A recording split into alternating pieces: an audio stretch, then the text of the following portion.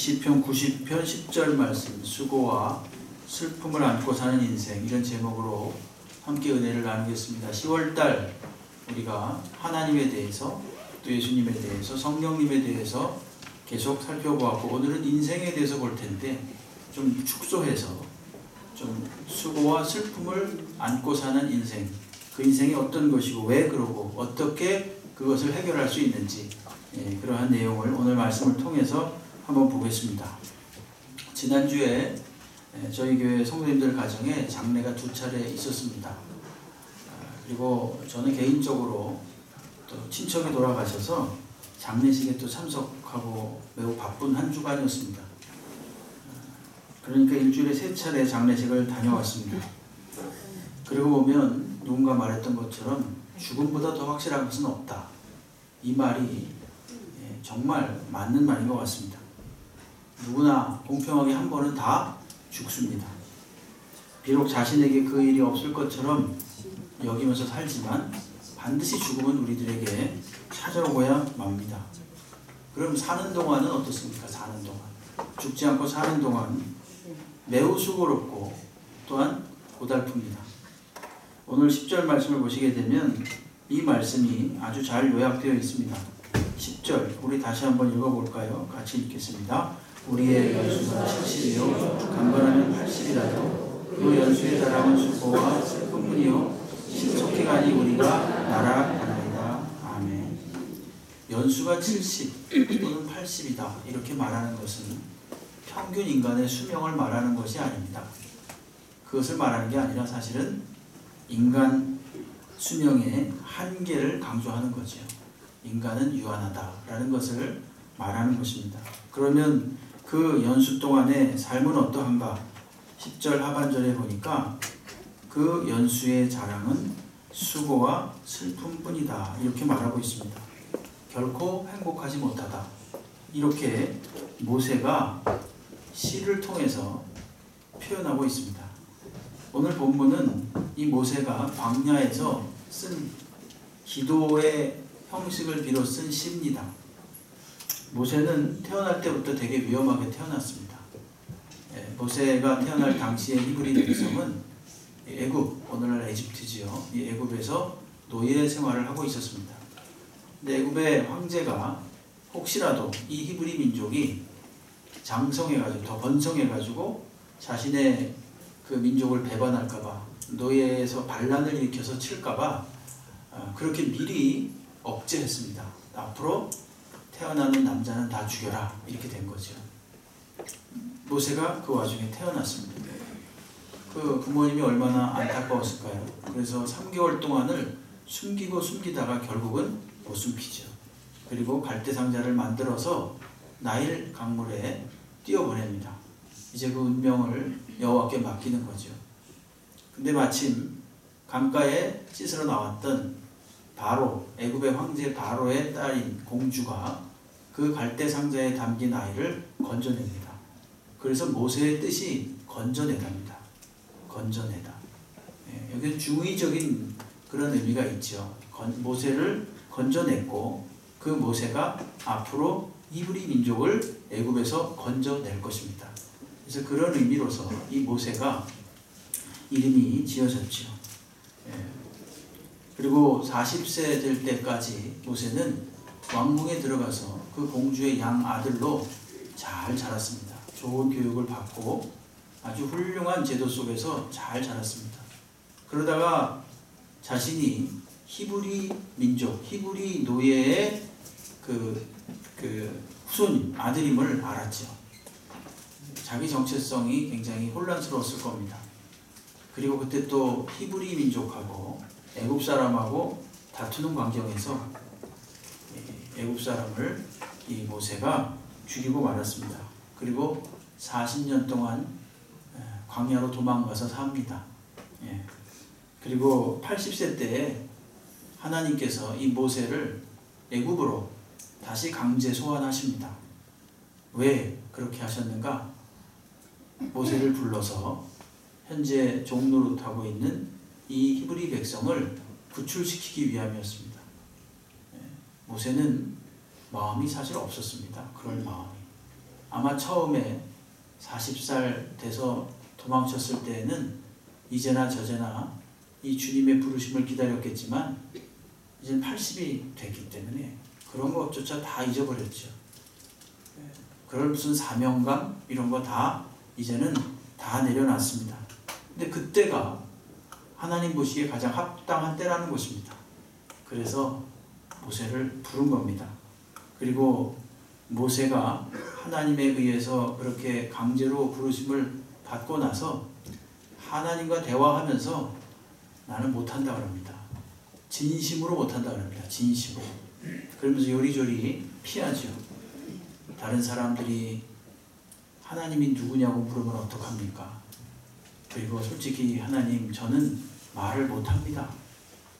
모세가 말을 못하지 않았습니다. 그렇죠? 모세 말 잘했습니다. 훌륭한 지식이 있었고 굉장한 능력을 갖춘 사람이었습니다. 그 애굽의 왕궁에서 자랐으니까 얼마나 좋은 교육을 받았겠어요. 자료에 의하면 그 당시 이집트에는요 국제 도서관이 있었다고 합니다. 그 정도로 어마어마한 그 방대한 지식을 쌓아놨던 곳이 바로 이 이집트였습니다. 그런 곳에서 왕의 자식으로 자랐으니까 굉장했겠죠. 근데 모세는 못한다 그럽니다. 말도 못합니다. 저는 능력이 없습니다. 그리고 하나님, 아마 당신이 누군지 히브리 백성이 모를 겁니다. 그거에 따라서 하나님이 또 다 대답을 해줘요. 걱정하지 마라. 내가 아론, 말 잘하는 아론을 붙여주겠다. 그리고 가서 나는 스스로 있는 자라고 말해라. 결국은 하나님의 고집을 어떻게 꺾습니까, 인간이? 모세가 억지로 하나님에 의해서 부름을 받고 바로 앞에 가지요. 애굽 황제에게 가서 이 히브리 백성을 내놓으라고 합니다. 그 말이 먹힐 리가 절대 없죠. 그러자 하나님께서 10가지 재앙을 내리시면서 결국 모세를 통해서 이 히브리 백성을 끄집어내는 데 성공합니다. 여기까지 보면 꽤 큰 성공인 것 같은데, 모세가 이스라엘 백성을 한 그 200 내지 300만 되는 백성을 끄집어내고 나서 무엇이 기다리고 있었는가? 저 푸른 초원이 기다린 게 아니라 광야가 기다리고 있었습니다. 광야. 그것도 40년 동안 걸어가야 되는 그런 광야입니다. 그들은 그 길을 통과해야만 했고, 그 히브리 백성들은 무슨 정예 병사도 아니었고 훌륭한 인격을 갖춘 사람도 아니었고 완전히 오합지졸들이었습니다. 틈만 나면 모세에게 불평하고 불만하고 공격하고 걸핏하면 다시 애굽으로 돌아가자 그러고 그랬던 민족이었습니다. 바로 그때 모세가 오늘 드린 기도가 바로 이 시편 90편의 말씀입니다. 그는 인생이 무엇인가를 시를 통해서 아주 잘 표현하고 있습니다. 모세가 히브리 민족을 이끌고 광야길을 걸으면서 아주 절실하게 느낀 것, 그것은 인간이 유한하다는 것입니다. 오늘 앞에 3절 말씀을 한번 보시죠. 90편 3절 말씀을 보시면 사람에게 이렇게 말하시죠. 하나님께서, 주께서 사람을 티끌로 돌아가게 하시고 말씀하시기를 너희 인생들은 돌아가라, 이렇게 말씀하셨다는 거죠. 티끌로부터 왔으니 너희는 티끌로 다시 돌아가라, 이렇게 말하는 것이죠. 4절에 보니까 주의 목전에는 1000년이 지나간 어제 같고 밤의 한순간 같을 뿐입니다. 1000년도 하나님 앞에서는 아무것도 아닌데 한 인생은 그냥 찰나 같은 거죠. 5절과 6절을 보십시오. 주께서 그들을 홍수처럼 쓸어가시나이다. 그들은 잠깐 자는 것 같으며 아침에 돋는 풀 같으니이다. 풀은 아침에 꽃이 피어 자라다가 저녁에는 시들어 마르나이다. 이렇게 말합니다. 인생을 또 뭐라고 말합니까? 그냥 꽃이요 풀이라고 말합니다. 풀이 아침에 잠깐 꽃이 피어 자라고 저녁에는 시들어 버린다. 그런 것처럼 인생이 그와 같다는 것이죠. 당시에 이 팔레스타인의 이 모래 광야에서는 엄청난 이 바람, 센 바람이 불었다고 합니다. 열풍이 불어서 그 바람이 한번 확 불고 지나가면 모든 꽃이고 어떤 풀이니 이런 것들이 훅 그냥 시들어 버렸다고 합니다. 그러니까 그것을 늘 보아왔던 이스라엘 백성들은 당시에 이 시가 엄청나게 아주 현실감 있게 다가왔을 겁니다. 오늘 오늘을 사는 저희들도 그렇죠. 그냥 꽃과 같고 풀과 같습니다.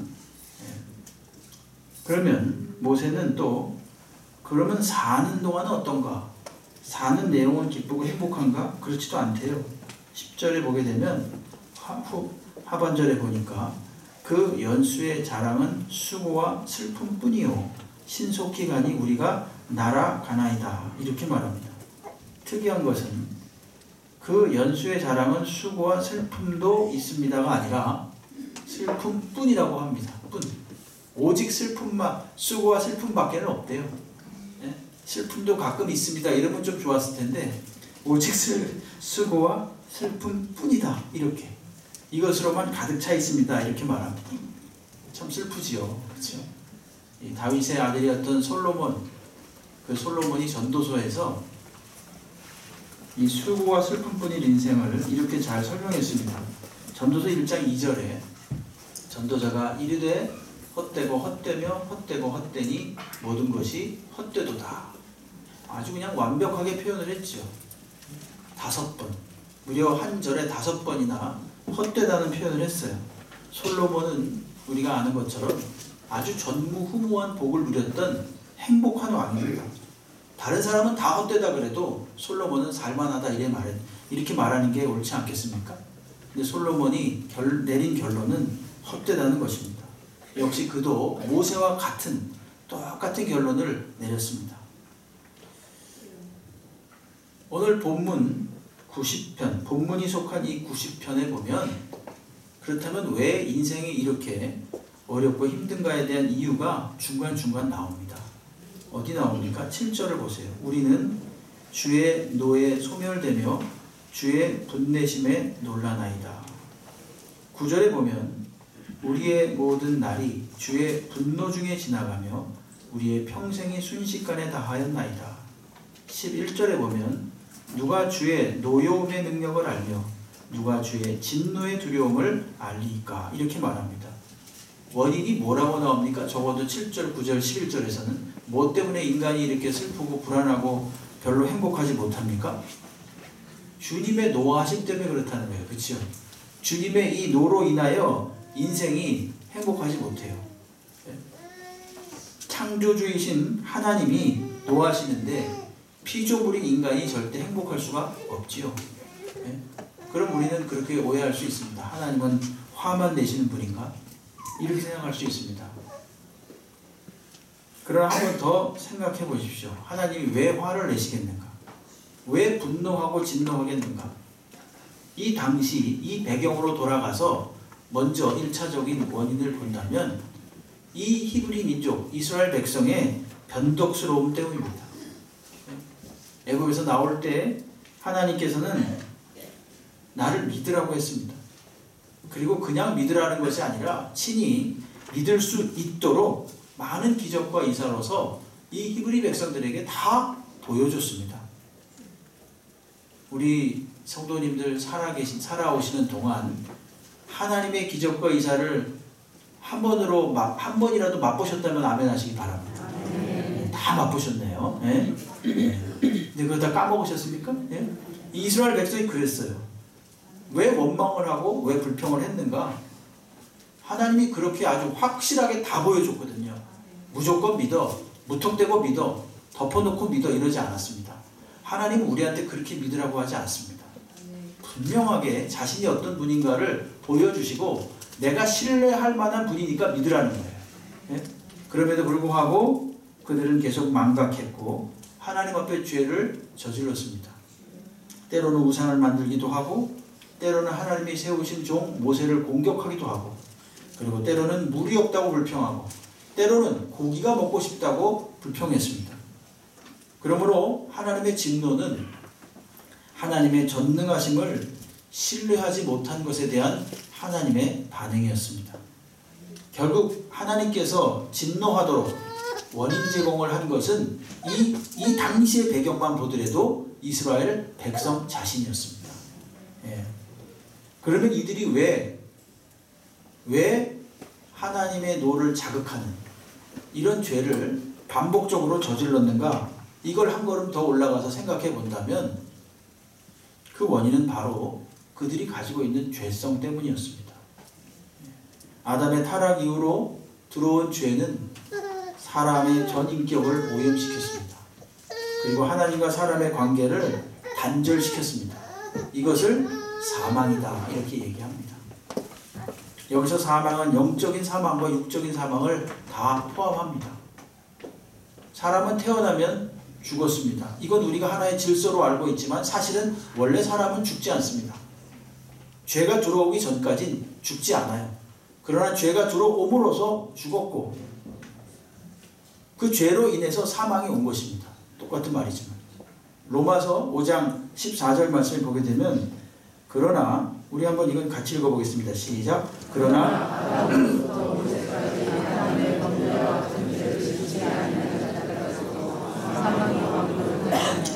아담은 오실자의 모형이다 이렇게 말하고 있습니다.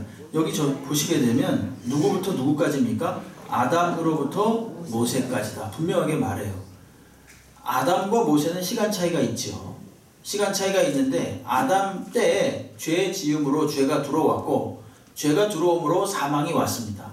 사람들은 그때부터 계속 죽었습니다. 언제까지? 모세 때까지 죽었고 지금도 죽고 있습니다.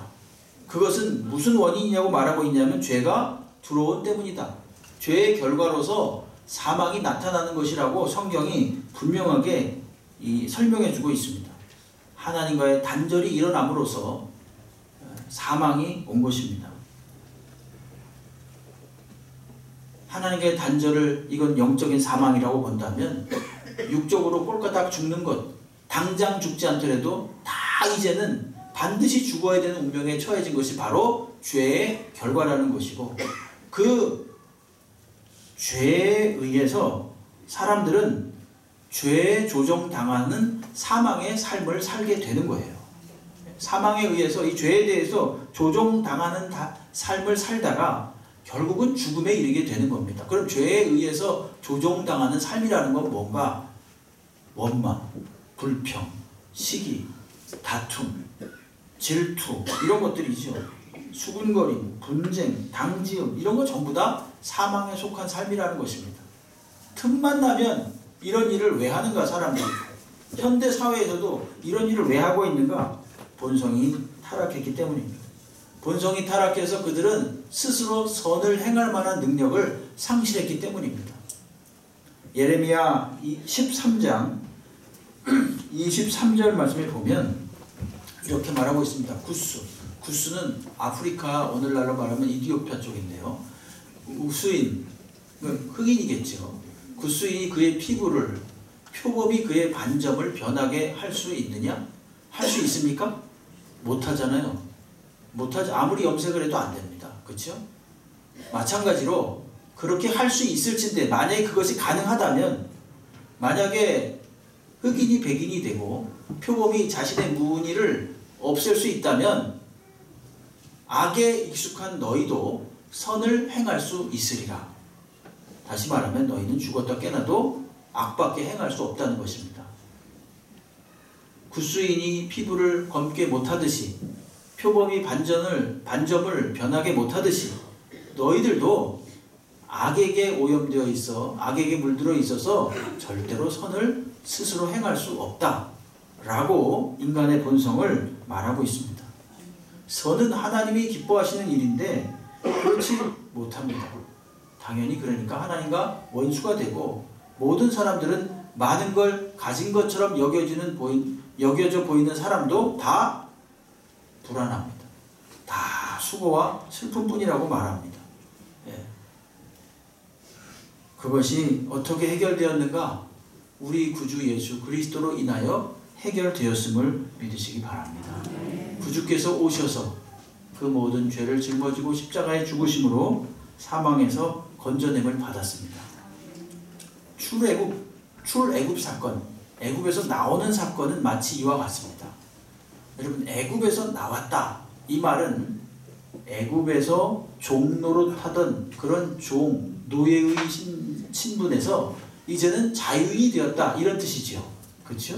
자유인이 됐습니다. 마찬가지로 우리가 예수 속으로 들어갔다, 예수를 우리가 믿었다라고 하는 것은 죄와 사망의 종노릇하면서 그 법에 얽매여 살다가 이제는 어떤 사람이 되었다? 생명에 속한 사람이 되었다라고 하는 것입니다.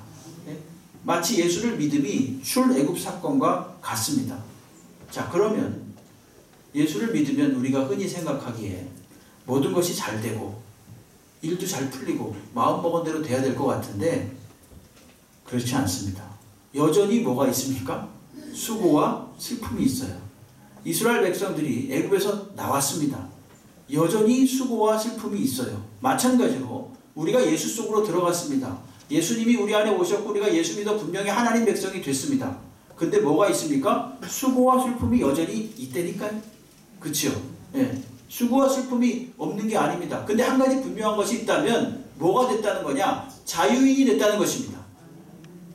애굽에 있을 때에는 똑같은 수고와 슬픔이라도 종으로서 노예로서 살다가 영원한 사망으로 가는 거예요. 그렇게 죽는 겁니다. 그러나 바깥으로 나왔죠. 광야에 나왔을 때 이것은 뭡니까? 이제는 그 신분이 자유인으로 바뀌었습니다. 똑같이 앞에 닥치는 여러 가지 수고와 슬픔이라도 자유인으로서 그것을 능히 대처할 수 있는 것이요. 예수 안에, 예수 밖에 있을 때, 예수가 없을 때 여전히 죄와 사망의 그 권세 아래서 종노릇하면서 살다가 예수 속으로 들어왔습니다. 예수가 우리 안에 또한 계십니다. 예수를 믿어서 새 사람이 됐습니다. 그러면 그 사람이 당장에 변하는 게 아니라 여전히 수고와 슬픔이 있지만 분명한 것은 이제는 죄와 사망으로부터 벗어난 사람으로 맞이하는 수고와 슬픔이라는 것입니다. 네? 여러분, 애굽에서 나와서 그들을 기다리고 있었던 것은 광야였고, 그리고 광야를 통과해서 가나안 땅에 들어갔죠. 가나안 땅에 누가 인도해서 들어갔냐면 여호수아가 인도해서 들어갔습니다. 야, 드디어 가나안이다. 가나안에 들어갔으니까 모든 게 다 잘 풀렸느냐? 그것도 아니에요. 어땠습니까? 가나안 땅에는 여전히 털을 딱 잡고 떡하니 지키고 있었던 가나안 7 족속이 있었다니까요. 그래서 그들은 10년이 넘는 세월 동안 그들과 치열한 전투를 벌여야만 했습니다. 히브리서 4장 8절로 11절은 이렇게 말합니다. 만일 여호수아가 그들에게 안식을 주었더라면 주지 않았다는 얘기예요. 완벽한 안식을 주지 못했다는 얘기입니다. 그 후에 다른 날을 말씀하지 아니하셨으리라. 영원한 안식을 기다리라 이렇게 말하지 않았다는 거예요. 그런즉 안식할 때가 하나님의 백성에게 남아있도다. 다시 말해서 여호수아가 데리고 들어간 그 가나안 땅, 모세가 그들을 데리고 나온 광야에도, 여호수아가 데리고 들어간 가나안 땅에도 영원한 안식은 없다는 것입니다. 안식을 향하여 가는 길만 있는 거예요. 그러나 분명한 사실이 있는데 그것은 뭐냐 하면 그들이 이제 노예의 신분에서 자유인의 신분이 됐다는 것입니다. 영원한 안식은 그렇다면 어떻게 얻는 것인가? 순종함으로써 얻는 것입니다. 순종. 11절 보여주시죠. 이미 그의 안식에 들어간 자는 하나님이 자기의 일을 쉬심과 같이 그도 자기의 일을 쉬느니라. 그러므로 우리가 저 안식에 들어가기를 힘쓸지니 어떻게 힘을 써야 되냐? 이는 누구든지 저 순종하지 아니하는 본에 빠지지 않게 하려 함이라. 안식에 들어가도록 힘쓰는 것은 순종함으로써 들어가는 것입니다. 순종할 때 우리에게 참다운 안식이 생겨납니다. 예수를 믿으면 우리가 의롭게 돼서 하나님 백성이 된 것이 분명하고 그것은 애굽에서 나오는 것과 같습니다. 그러나 내 안에 여전히 싸움이 있습니다. 과거의 구약에서 이들의 싸움은 보이는 적들과의 싸움이었습니다. 광야길을 가면서 짐승들이 있었죠. 이 뜨겁고 차가운 날씨가 있었죠. 그리고 이 도적제들이 있었습니다. 그들과 싸워야 했고 가나안 땅에 들어가서는 그 가나안의 사람들과 싸워야만 했습니다. 보이는 적들이었습니다. 그러나 예수 안에 있을 때 똑같이 애굽하는 것처럼, 출애굽하는 것처럼 예수님을 믿고 나서 우리 안에게도 여전히 광야길을 가는 것처럼 또 가나안 땅에 들어간 것처럼 무엇이 있는가? 싸움이 있습니다. 보이는 적과의 싸움이 아니라 내 안에 보이지 않는 적과의 싸움입니다. 에베소서 4장 22절로 24절을 보십시오. 너희는 유혹의 욕심을 따라 썩어져가는 구습을 따르는 옛사람을 벗어버리고 오직 너희 심령이 새롭게 되어 하나님을 따라 의와 진리의 거룩함을 지으심을 받은 새 사람을 입으라. 이렇게 말합니다. 특별히 24절을 보십시오. 새 사람을 입으래요. 아니 이미 우리는 새 사람을 입었잖아요. 예수를 믿어서 새 사람이 됐지 않습니까? 근데 뭐라고 말합니까? 의와 진리의 거룩함으로 지으심을 받은 새 사람을 입으라. 그리고 22절 23절을 보시게 되면 유혹의 욕심을 따라 썩어져가는 구습을 따르는 옛사람을 벗어버림으로써 새 사람을 입으라는 거예요. 심령이 새롭게 됨으로써 새 사람을 입으라는 것입니다. 그러면 이 말은 이것은 우리가 지금도 해야 할 싸움이라는 것입니다. 여러분 애굽에서 나올 때 이 사람들이 분명히 자유인이 된 건 확실합니다. 이젠 해방이 됐습니다. 그렇다고 그분들이 그 히브리 백성 전체가 다 거룩하게 되고 착하게 되고 정말 순종하는 백성이 됐습니까? 고성품 그대로 갖고 나왔다니까요. 고성품 그대로 갖고 나왔어요. 예수를 믿을 때도 마찬가지예요. 예수를 믿어서 우리는 분명히 자유자가 됐고 해방된 백성이 됐습니다. 죄와 사망으로부터. 그런데 그 성품이 어때요? 그대로 있습니다. 그렇기 때문에 오늘 에베소서는 끝까지 싸우라. 내 안에 있는 옛사람, 옛 구습, 썩어져가는 것들과 계속 싸우라고 말하고 있습니다. 그 싸움은 분명히 고단하고 수고하고 슬픈 싸움일 거예요. 그러나 그 싸움은 어떤 싸움인가? 그 수고와 슬픔의 싸움은, 슬픔 속에서 싸우는 그 싸움은 과거에 종으로서 싸우던 싸움과는 이제는 완전히 다른 겁니다. 완전히 달라요. 그 삶은 이제부터 승리가 보장된 싸움입니다. 여러분 하나님께서 이스라엘 백성을 애굽에서 데리고 나오실 때는요, 데리고 나오는 것만 목적 삼은 게 아니에요. 영원한 가나안으로 들여보내는 것을 목적으로 삼은 거예요.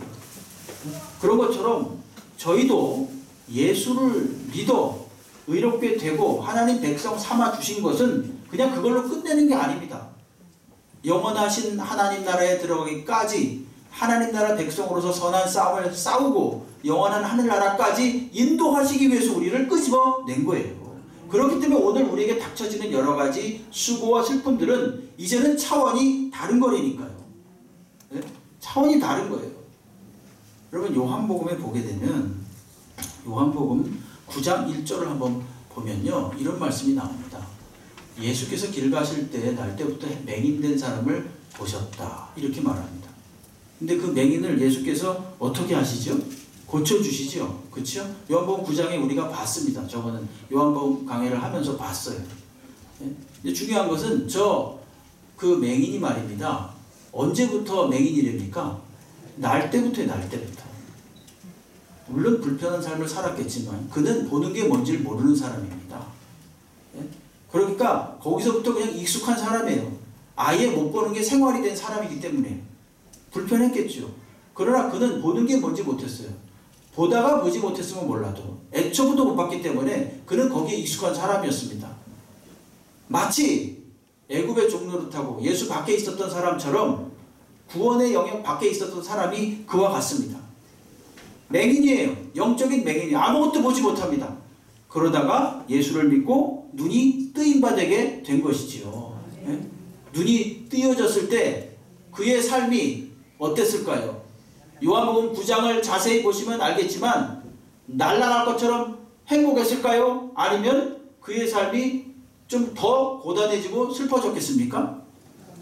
이런 질문을 하는 의도를 아셔야 돼요. 그죠? 네? 분명히 뒤에 거기 때문에 이런 말씀을 드린 거예요. 쫓겨났어요. 출교당했습니다. 출교. 당시에 출교를 당하면요 아무것도 못합니다. 왜 쫓겨났느냐? 예수께서 안식일에 그를 고쳤는데 안식일에 고친 건 분명히 이건 하나님의 법을 어기는 사람이기 때문에 그 사람은 하나님으로부터 온 사람이 아니라고 해야 되는데 이 사람이 계속 주장하는 거예요. 아닙니다. 그분은 하나님께로부터 오지 않았으면 나를 못 고칠 겁니다. 이렇게 말하니까 쫓아내버린 거예요. 그 삶이 사실은 더 고달파졌습니다. 전에는 말입니다. 맹인이었을 때는 그냥 사람들이 던져주는 동전을 가지고 먹고 살 수 있었어요. 국어를 하면서. 눈을 뜨니까 오히려 핍박이 오네요. 눈을 뜨니까 오히려 이제는 자기가 벌어서 자기가 먹어야 됩니다. 그러니까 다시 맹인 되고 싶어 그럴까요? 그런 사람 약간 이상한 사람이죠. 가끔 그런 분이 있어요. 교회를 다니면서 야, 내가 교회 안 다닐 때는 정말 이것저것 저것저것 정말 쌈쌈했는데 이런 분이 있어요. 예? 정말 좋았는데 막 그때가 좋아. 이런 농담이지만 그런 말 하지 마시기 바랍니다. 그때는 그냥 맹인이었을 때예요. 예? 그때는 아무것도 보지 못하고 영원한 사망으로 갈 운명으로 사는 그때입니다. 예? 사도행전 3장 2절에도 보시게 되면요. 뭐가 나옵니까? 나면서부터 못 걷게 된 이를 사람들이 메고 오니 이는 성전에 들어가는 사람들이 구걸하기 위하여 날마다 미문이라는 성전에 두는 자니라 이렇게 말하고 있습니다. 이 사람도 역시 날 때부터 걷지 못했어요. 그 사람들이 시간이 되면 불쌍해서 그 사람을 들여다가 사람이 많이 들락거리는 시간 거기에 성전 미문 앞에 탁 놓고 거기서 구걸을 받아 살 수 있게끔 했습니다. 근데 이 사람이 역시 베드로와 요한에 의해서 은과 금은 내게 없으나 나사렛 예수의 이름으로 내게 명하니 일어나 걸으라 그랬습니다. 그리고 결국 그가 걸어서 펄쩍펄쩍 뛰었습니다. 그 다음부터는 어떻게 됐을까요? 수고와 슬픔이 싹 사라졌을까요? 아닙니다. 오히려 더 수고와 슬픔이 오히려 더 왔을지도 몰라요. 이젠 자기가 노력해야 됩니다. 누가 멀쩡한 사람한테 돈을 주면서 이제 살라 그럽니까? 이젠 자기가 살아야 되는 거예요. 그러니까 안 되겠다. 다시 걷지 못하는 사람이 됐으면 좋겠다. 그러겠어요? 말이 안 되는 거죠. 그렇죠? 근데 그러고 있다니까요. 사람들이. 수고와 슬픔을 지금 예수 믿으면서도 여전히 당합니다. 아니 오히려 더 많이 어려움이 올 수가 있습니다. 여러분 그러나 그것은 아주 차원이 다른 수고와 슬픔이에요. 사람의 마음이 그렇습니다. 아침에 일어나가지고 좀 좋은 일 있으면요. 행복하다. 정말 좋다. 이러다가도 저녁 때 잘 때 아휴 내가 언제 죽나 이런다니까요. 이게 한 사람에서 나오는 말들이에요. 수고와 슬픔이 우리에게 닥치면은 꼭 그런 말들을 해요. 그런데 우리가 예수 안에서 이제 예수 안에서 만나는 수고와 슬픔들이라는 것 이제는 전에 사망의 법에 갇혀 있을 때 만나는 수고와 슬픔과는 전혀 다른 것임을 아시기 바랍니다. 네? 성도의 삶이라는 것은 늘 앞으로도 수고와 슬픔이 있을 겁니다. 근데 중요한 것은 이 모세에게 하나님께서 너가 가서 구원하라고 하는 그 백성의 면면을 한번 보십시오. 그 사람들이 뭐 인격적으로 훌륭하고 대단하고 세련되고 그런 사람들이 아니었습니다. 매일 불평하고 얼마나 못나고 시시하고 어떤 땐 비겁하고 이런 백성들이었습니다. 근데 중요한 건 내가 그들을 위해서 너를 보냈다는 거예요. 모세에게. 내가 그들을 목적으로 하여 너를 보냈다는 것입니다. 이건 우리 성도들에게도 하는 말입니다. 우리가 만나는 사람들의 면면을 보십시오. 우리가 생각하는 것만큼 그렇게 훌륭하지 않습니다. 근데 그게 바로 내가 보내진 목적이에요. 내가 하나님의 사람으로 부름받은 목적입니다. 그래서 우리는 늘 수고와 슬픔을 당하면서 아유 제발 좀 뭐가 좀 개선됐으면 좋겠다. 좋아졌으면 좋겠다. 이렇게 말하지만 하나님은 바로 나 때문에 내가 그 사람 때문에 실망하는 그 사람을 위해서 하나님이 나를 보내신 거고 그 환경 속에다 나를 놓으신 거예요. 그래서 그 길을 계속 가라고 하는 것입니다. 누가 됐든 간에 그 길을 계속 가라고 하는 거예요. 여러분 우리는 매우 시시하고 보잘것없고 아무것도 아닌 것 같은 삶을 매일 살고 있습니다. 그러나 성도의 삶은 그 자체가 위대한 거예요. 왜 위대하냐? 비록 수고와 슬픔 속에서 우리의 기대치에 못 미치는 사람들과 내가 같이 살고 있지만 그 사람을 위해서 마치 모세를 보내셨고 예수 그리스도를 나를 위해서 보내셨던 것처럼 나도 역시 보냄을 받았다는 사실을 알 때 내가 만나는 여러 가지 수고와 슬픔, 내가 하고 있는 여러 가지 일들 이것이 얼마나 가치 있는 일인가. 이것이 바로 마치 질그릇 속에 예수를 담고 사는 것처럼 보배로우신 예수님을 담고 사는 것처럼 영광스러운 삶이라는 사실을 믿으시기 바랍니다. 그러니까 이 수고와 슬픔은 마침내 정복된 슬픔이고 이것이 소망과 사랑으로 바뀌어지는 수고와 슬픔인 거예요. 제가 야구를 안 봅니다. 야구 경기 이런 거 잘 너무 지루해요. 별로 재미없어 하는데 코리안 시리즈는 꼭 봐요. 근데 코리안 시리즈 다 보는 게 아니라 마지막 하이라이트만 봅니다. 스포츠 뉴스를 통해서. 근데 보니까 재밌더라고요. 이번에 1차전에 보니까 6대1로 두산이 이기고 있었어요. 그러다가 6대 6이 동점이 되더라고요. 그치요? 그러다가 9회 말에서 7대 6으로 다시 두산이 이기고 결국 우승까지 하더라고요. 여러분, 우리들이 말입니다. 만약에 그 결과를 알고 그 게임을 본다면 얼마나 마음이 편안하겠어요. 근데 성경은 우리들에게 성도의 삶이 그와 같다고 합니다. 어떤 때는 지는 것 같고, 어떤 때는 너무 피곤하고 힘들고, 어떤 때는 막 실망스럽고, 그럴지라도 마침내 어떤 삶이냐? 우승하는 삶이라는 것입니다.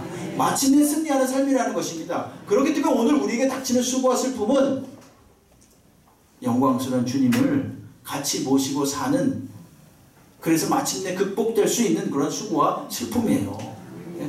자꾸만 에휴, 예수 믿어가지고 뭐 이렇게 변하는 게 없는데 뭘 이렇게 자꾸 믿으라 그러나, 그런 생각하지 마시고요. 예수 믿어서 뭐가 좋지? 나아졌을까? 나아졌지요. 분명히 완전히 차원 다르게 나아졌지요. 그리고 우리가 그 영광스러운 주님과 내가 주님 안에 있고 주님이 내 안에 있어서 같이 걸어가고 있는 겁니다. 아무도 알아주지 않는 인생일지라도 영광스러운 주님과 내가 걸어가고 있는 거예요. 그리고 그 마침내 승리의 삶이 되는 것입니다. 수고와 슬픔이 있을지라도